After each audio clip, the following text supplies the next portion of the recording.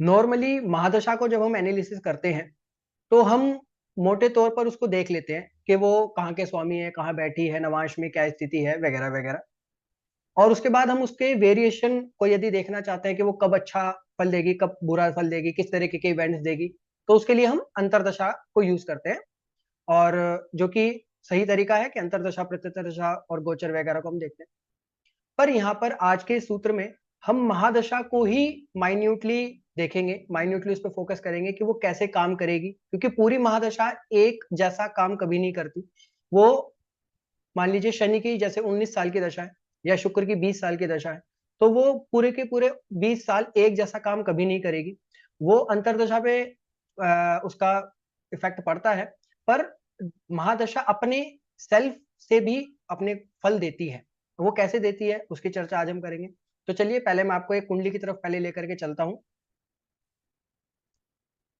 तो जैसे कि ये कुंडली है 3 जनवरी 1956 की, सुबह 6 बजे हरिद्वार। इसमें इस समय जो इनकी दशा चल रही है इन व्यक्ति की, वो शनि की महादशा चल रही है, जो कि शुरू हुई थी सितंबर 2015 से और ये चलेगी सितंबर 2034 तक। अब इस शनि की दशा पर ही हम फोकस करेंगे प्रॉपर कि शनि कैसा फल इसने दिया है जब से शुरू हुई है 2015 से, और एट प्रेजेंट कैसा दे रही है और आने वाले टाइम पे कैसा देगी। इसको हम पूरा एनालिसिस करेंगे। अब यहाँ पर हमें शनि द्वितीय होकर के तृतीय त्रिषणाय होकर के द्वादश में राहु के साथ बैठे हैं। और किसी से दृष्टि संबंध नहीं है। डिस्पोजिटर एकादश में बैठे हैं मंगल। नवांश में शनि सूर्य की राशि सिंह राशि में बैठे हैं। ये सब हम एनालिसिस, ये ठीक है, ये सब एनालिसिस नॉर्मल जो हम करते हैं डिविजनल चार्ट्स पे, फिर उसको देखते हैं, वो सब ठीक है। पर आज हम फोकस करेंगे सिर्फ और सिर्फ महादशा पे। अब इसको करते कैसे हैं? तो जैसे कि शनि की दशा इनको 2015 से स्टार्ट हुई थी, 19 साल की चलेगी। अब हमने इसमें करना क्या है, ये टोटली बेस्ड है प्रोग्रेशन पे। अब प्रोग्रेशन कैसे करना है, इसको हमने 12 इक्वल पार्ट्स में बांट देना है। 19 साल की दशा को 12 इक्वल पार्ट्स में हमें डिवाइड कर देना है। जो भी एक पार्ट आएगा वो स्टार्टिंग से लेकर पूरी दशा के एंड तक, 2015 से लेकर पूरी 2034 तक का वो हम टाइम पीरियड निकालेंगे। मैंने इसकी प्रेजेंटेशन बनाई है, उसके माध्यम से मैं अभी दिखाऊंगा ये कैसे जो है इस पे काम करना है। उसके बाद हम उसको अष्टक वर्गा में देखेंगे। तो अष्टक वर्गा से मिलाकर के प्रोग्रेशन, दशा का प्रोग्रेशन और अष्टक वर्गा को मिलाकर के हम इसको देखेंगे कि ये दशा कैसे काम करेगी। तो चलिए मैं आपको एक प्रेजेंटेशन पहले इसकी दिखा देता हूं। ये मैंने इनकी दशा का प्रोग्रेशन बनाया है शनि की महादशा का। 19 साल की दशा है, उसको 12 से भाग देंगे 1.58, यानी हम इसको 1.6 राउंड ऑफ ले लेंगे। तो जब हम 1.6 लेंगे तो 1.5 साल का मतलब हो गया 1 साल 6 महीना। और उसके बाद ये 0.8, हम इसको 0.10 ले रहे हैं, तो यानी 1 मंथ हम इसमें एक्स्ट्रा ले लेंगे, यानी 1 ईयर और 7 मंथ्स। अब दशा जो है इन व्यक्ति की अक्टूबर से स्टार्ट हुई 2015 से और अक्टूबर 2034 तक चलेगी। जब हम इसको बांटेंगे इक्वल पार्ट्स में, तो हम देखेंगे कि 2000 अक्टूबर 2015 से जब हम इसमें 1 साल 7 महीना जब इसमें जोड़ेंगे, तो ये आएगा मई 2017 तक एक पार्ट आएगा इसका।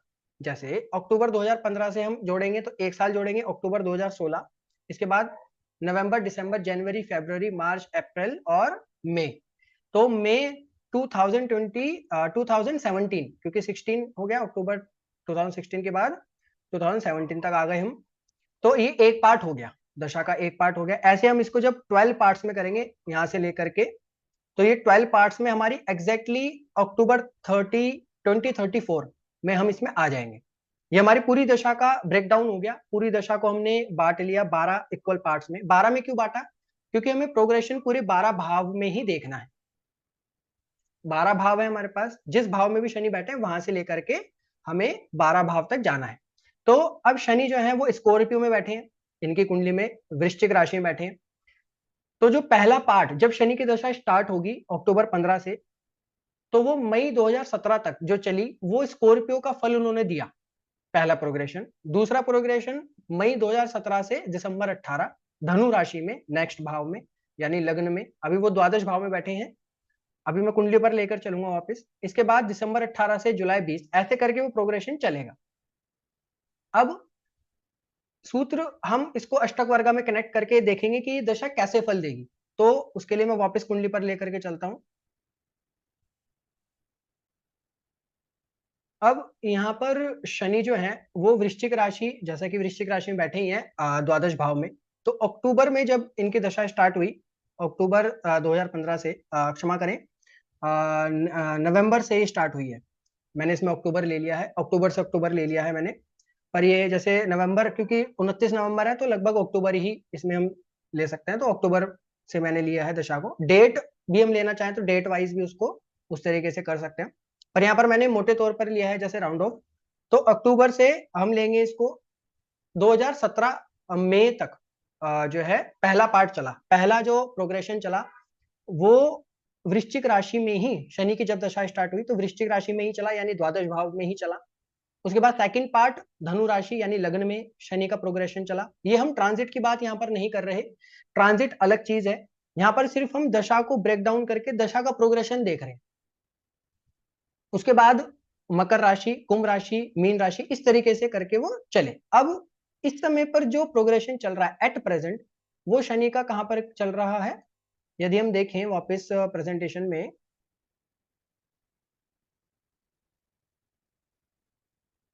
इस समय शनि का जो प्रोग्रेशन है वो चल रहा है मेष राशि में। स्कॉर्पियो से हमने स्टार्ट किया, सजिटेरियस, कैप्रिकॉन, इसके बाद एक्वेरियस, स्पाइसेस एंड एरीज। यहाँ पर मेष राशि में आ गए हम। सितंबर 2023 से ये वाला प्रोग्रेशन स्टार्ट हुआ मेष राशि वाला, और ये चलेगा अभी अप्रैल 2025 तक। तो यहां से हम पूरे इस प्रोग्रेशन को देखते हैं, स्कॉर्पियो से लेकर और अभी तक जो एट प्रेजेंट चल रहा है मेष का, यहां तक हम देखेंगे। तो वापस कुंडली पर चलते हैं। अब इसमें देखना कैसे है, सिंपल नियम है अष्टक वर्गा का, कि अष्टक वर्गा में यदि जिस भी भाव में 28 या 28 से ज्यादा बिंदु हैं तो उस प्रोग्रेशन का, उस भाव का प्रोग्रेशन अच्छा जाएगा, पहली चीज। यदि 28 से कम होता, जितना ज्यादा कम होता चले जाएगा उतना ज्यादा वो प्रोग्रेशन, यानी वो टाइम पीरियड उस टाइम का खराब होता चले जाएगा, उतना ही वहां पर बैड रिजल्ट मिलेंगे, उतने ही खराब रिजल्ट मिलेंगे। जैसे कि पहला जो हम प्रोग्रेशन यदि देखें, सर्वाष्टक वर्ग यदि हम खोलें, तो इनकी कुंडली में 12वें घर में शनि बैठे हैं। इनकी कुंडली में 12वें घर में वृश्चिक राशि में शनि बैठे हैं। तो पहला प्रोग्रेशन जो चला वो 2015 से 17 मई तक पहले ही भाव में, यानी इसी भाव में चलेगा पहला प्रोग्रेशन। तो वहां पर इनके पास 12th हाउस में 28 बिंदु हैं, 28 बिल्कुल बॉर्डर लाइन है। तो इनका हम सीधा सीधा कह सकते हैं कि जो शनि की जब दशा इनको स्टार्ट हुई तो वहां से लेकर के 1.5 साल तक, 1 साल 7 महीने तक जो भी टाइम पीरियड चला वो न्यूट्रल सा चला, ना बहुत अच्छा चला ना बहुत खराब चला। अब वो जो टाइम पीरियड चला वो 12th हाउस से रिलेटेड ही चला, यानी 12th हाउस के फल ही वहां पर मिले और वो न्यूट्रल मिले। जैसे एक्सपेंडिचर, 12th हाउस एक्सपेंडिचर्स का है, इन्वेस्टमेंट का है, खर्चों को भी ये बताता है। तो वो सारी चीजें न्यूट्रल चली, वो सारी चीजें बहुत ज्यादा ना अच्छी चली ना ही खराब। उसके बाद जो सेकंड इनका प्रोग्रेशन आया वो धनु राशि में आया, जो कि 2017 मई से नेक्स्ट आगे तक चला। अब वो जो प्रोग्रेशन चला वो हम देख पा रहे हैं यहाँ पर 24 बिंदु हैं सिर्फ लग्न में इनके पास।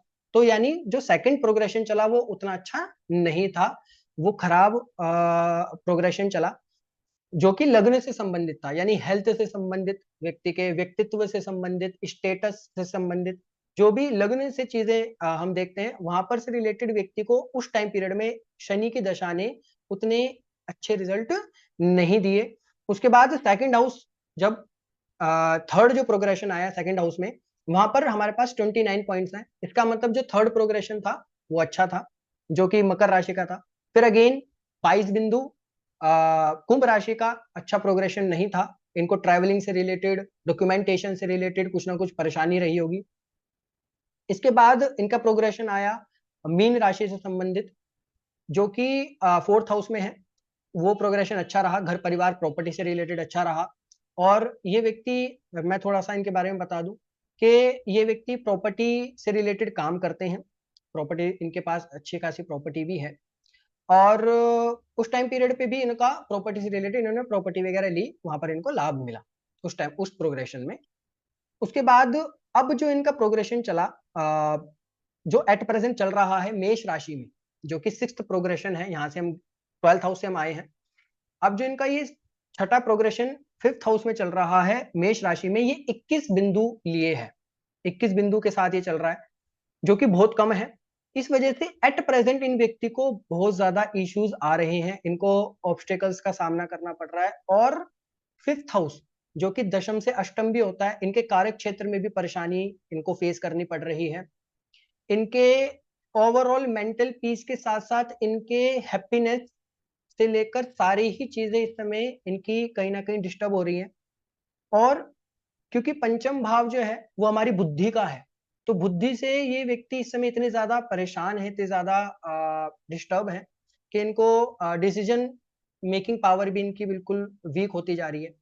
जबकि काफी 1956 यानी काफी एजेड ये हैं, मतलब ठीक ठाक इनकी एज है।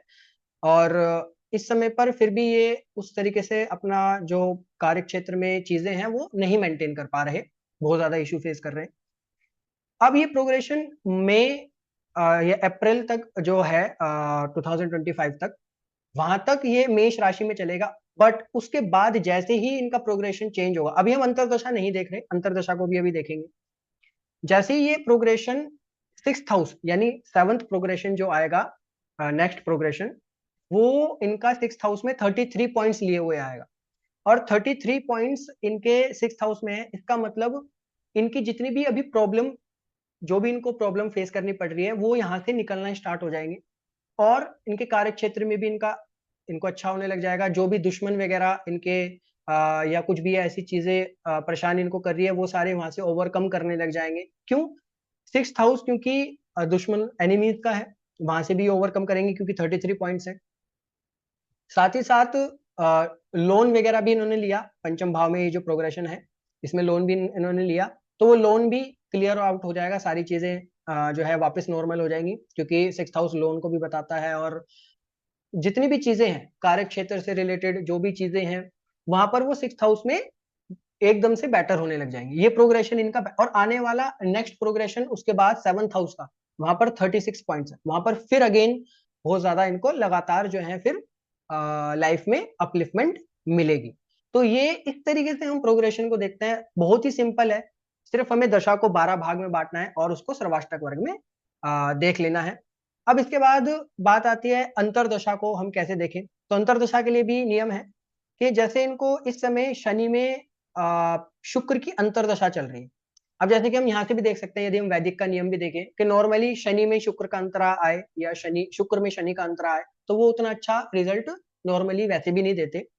पर यहाँ पर क्या है कि प्रोग्रेशन भी क्योंकि खराब है, तो ये ज्यादा परेशान हो रखे हैं। पर जैसे ही शुक्र का अंतरा खत्म हो जाएगा, वैसे ही प्रोग्रेशन भी इनका खत्म हो जाएगा, तो नेक्स्ट इनकी दशाएं अच्छी है। अब यहाँ पर शुक्र के अंतर को हम वैसे भी देखें यदि, तो उसके लिए भी नियम है कि शुक्र की अंतरदशा को हम शनि के भिन्नाष्टक में देखेंगे।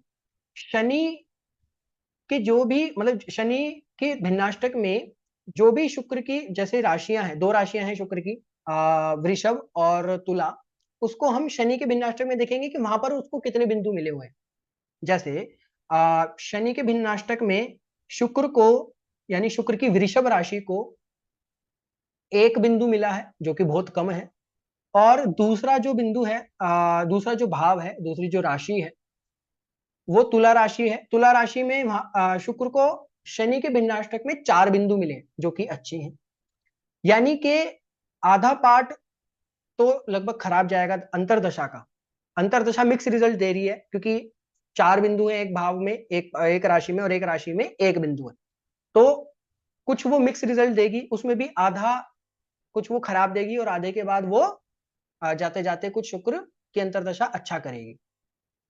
ये हमें यहाँ से दिख रहा है नॉर्मली। और अगर हम दशा में भी देखें तो शुक्र की अंतरदशा क्योंकि सितंबर तक चलेगी, और हम प्रोग्रेशन में भी यदि देख रहे हैं तो अप्रैल तक प्रोग्रेशन वो खत्म हो जा रहा है, यानी लास्ट में जाते जाते वैसे भी प्रोग्रेशन क्योंकि वहां चेंज हो जाएगा, तो हमें वहां से भी दिख रहा है। और यहाँ से भी शुक्र के भिन्नाष्टक को जब हम ये वाला सूत्र लगा रहे हैं, भिन्नाष्टक में देख रहे हैं शनि के, तो यहाँ से भी दिख रहा है कि शनि जो शुक्र है वो जाते जाते इनको अच्छा रिजल्ट देना स्टार्ट कर देगा।